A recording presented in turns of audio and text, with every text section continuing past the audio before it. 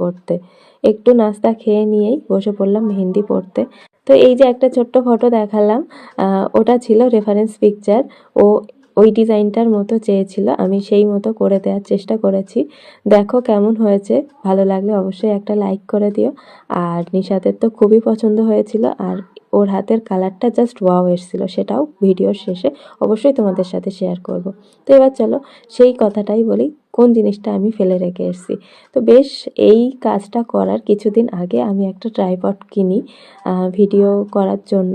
তোমরা সবাই জানো আমি খুব একটা বেশি ভিডিও করি না, কিন্তু তাও শখ হলো কিনেছিলাম। আর বেশ কিছু ক্লিপও ওই ট্রাইপডে আমি এই দিন বসে বসে নিয়েছিলাম। আর সেটাই আমি তাড়াহুড়োর কারণে চলে আসার সময় ওদের বাড়িতে ফেলে রেখেই চলে আসি। কিন্তু তার কিছুদিন পরেই আমার আবার সেম জায়গাতে আরও একটা কাজ হওয়াতে আমি আবার সেটা কালেক্ট করতে পারি। যাই হোক, কাজটা কেমন লাগলো অবশ্যই জানিও। আর দেখা হচ্ছে আবার পরের কোনো ভিডিওতে। সবাই সুস্থ থেকো।